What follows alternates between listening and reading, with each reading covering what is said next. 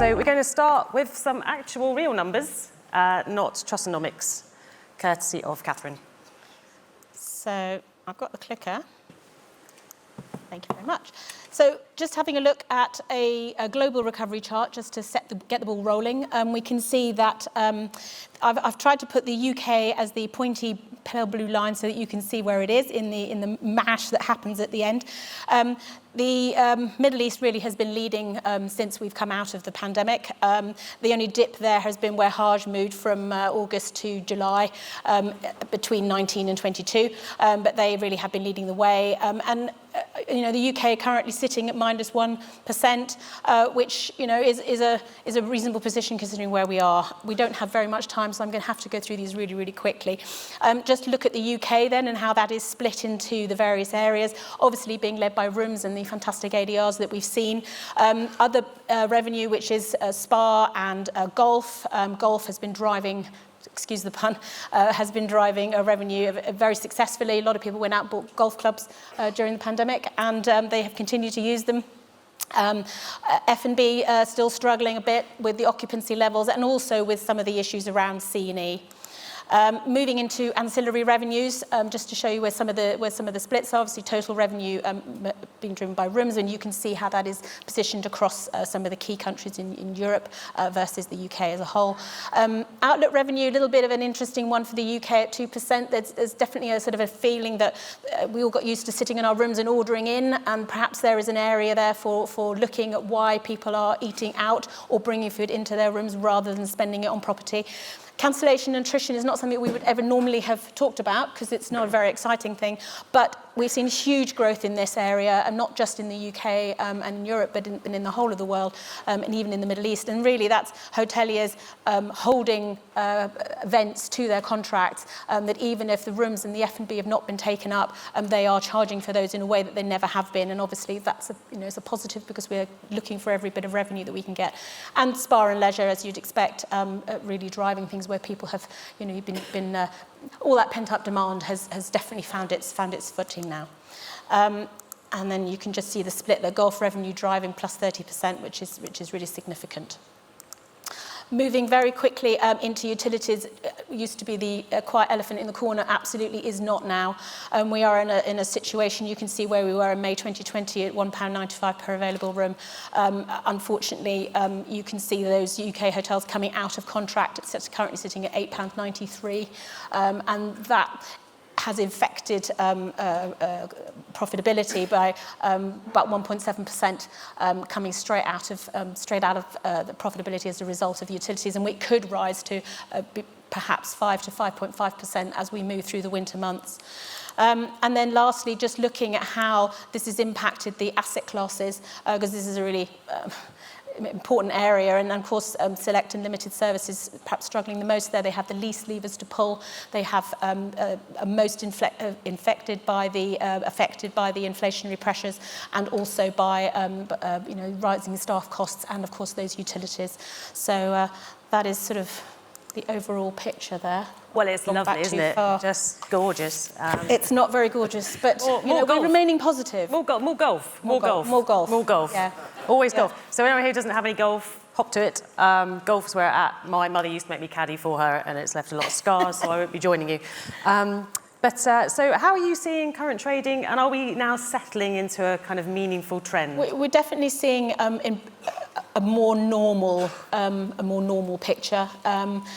The issue is what's going to happen next, really. The coastal regions and even actually cities have seen a real improvement in occupancies, and of course the ADR that we all hear about. The concern about ADR is what's going to happen when that leisure drive starts to potentially recede as people really start to feel the pinch in their pockets. And also, I'm trying to remain positive in the story, but it is it absolutely is a thing, and we're going to hear more this afternoon from the Chancellor about what the plans are for the future, and all of that will impact leisure.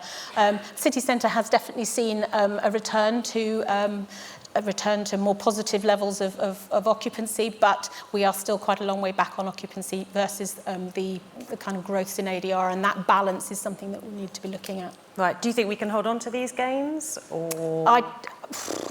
Yeah, I mean, we're not in the business of forecasting, but I think the ADR has been held up by the fact that some of the cheaper segments just haven't really been there. Once that leisure demand has found its fruition and has come to pass, which is probably where we are now as we come into the winter months, which you would expect anyway, up to a point. But that the replacement of that with negotiated business, we do have an RFP season this year. That is a really positive thing. But those rates will start to impact the overall ADR, and I think there could be a slackening off there. Mind you, I guess if Trump gets back, Trump, golf, Americans spend more. Oh, let's not talk about Trump. Potential. And all of this, obviously, what we want is profits. How are profits looking? And my super fun utility fact for today is that the UK now, and you'll be global leading here at this point. I love some global leading. Global leading, the UK now pays more for electricity than any other country in the world. Isn't that global leading? Yeah, I mean, the impact of utilities, you know, as we saw in the previous slide at £8.93 per available room, we probably haven't reached the end of that growth in cost. If ever there was a time to start looking at building management systems and not just whether you have a key card in the you know, to switch the lights on and off and the central heating, the air conditioning on and off. It's beyond that. It's room sensors. It's looking at the return on investment for solar paneling, for additional types of control, taking some of that control back from the guest without impacting on the service and experience. It is becoming more and more important. The good news about golf course is people are mostly outside. So, so we're not just here to talk about golf. No. We're here to talk about the USILA, which Jane tells me many things have changed, and things have changed. And Mark, are you enjoying any of the changes?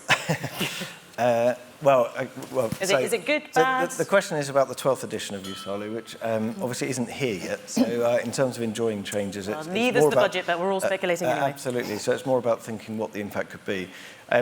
So broadly, if we think about changes proposed, they're split into, I think, 3 buckets.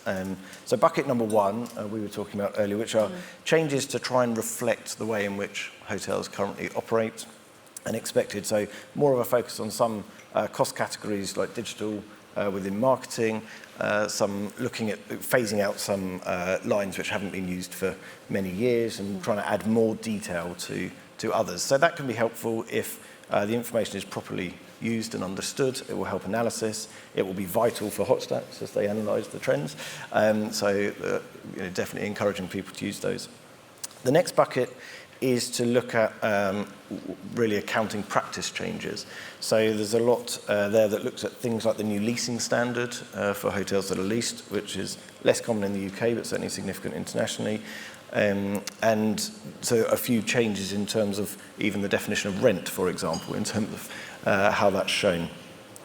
There is a really important part in USILA which talks about the principle of having the owner's position and the operator's position.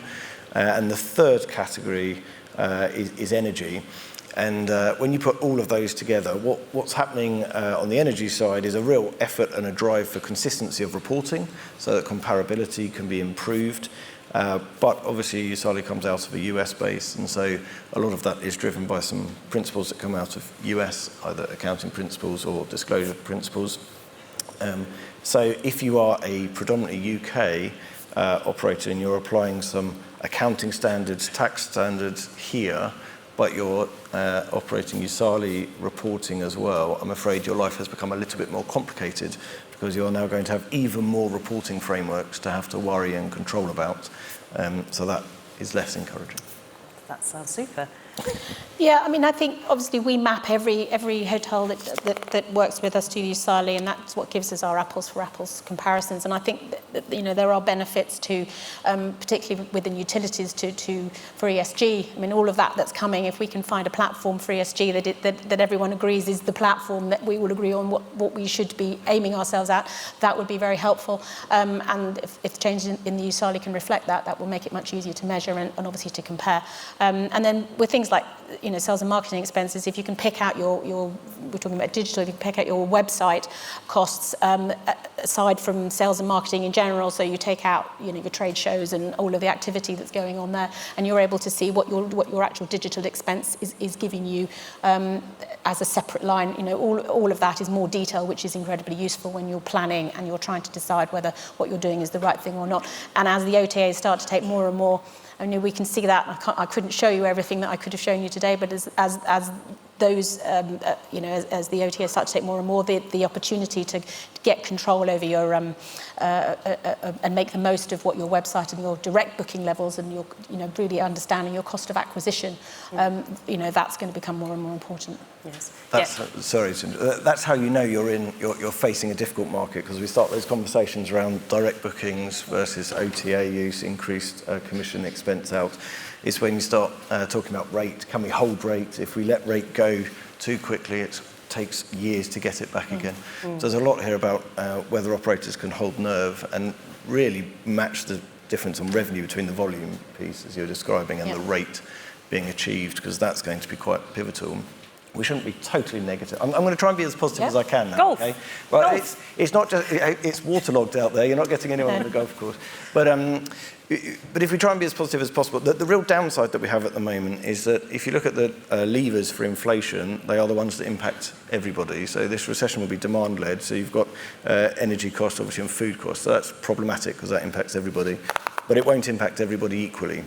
So there is almost an advantage in being one of the worst performing countries globally. It means if you've got a low value pound, there's still better position overseas, so inbound tourism should be more positive. But the flip side of that is, depending on the conflict in Ukraine, we might well find that we come out relatively quickly because some of those costs are not fixed. So if the wholesale price of gas begins to fall, the anticipation is that energy costs will begin to fall next year. Andrew Sentence has come out saying the bank's forecasting anticipate will be back on inflation target, maybe below it by the end of 23 going into 24. Interest rates anticipated to peak maybe around 4.75%, but next between June and September. Again, that's problematic, but we do tend to capture headlines in the UK and we begin to panic somewhat. There are, whatever it is, 8 million mortgages in the UK, 80% of them on fixed rates, but 100,000 coming up every month broadly. So a number of people won't actually be quite as dramatically impacted if the interest rate then trails down as the inflation target rate falls at the end of 23. So there is some glimmer of hope, but without doubt the next 12 months, maybe 18, will be tough going. Perky. Thank you very much. Before we move on, I'd just like to say we're always hearing about pent-up leisure demand in particular and how it's not going to be okay because there's loads of pent-up leisure demand left and pent-up savings. I'm not going to ask you all about your savings. That would be wildly inappropriate. But can anyone raise a hand and say, have they still got a holiday or a break in their back pocket that they should have taken during the pandemic and they could consider to be pent up? I'm sure we can base, we're coming to your pent-up demand in a moment, I'm not sure we can base a whole sector on that, but still, excellent. I'd like you to join me in thanking my panellists today, very informative, and I thought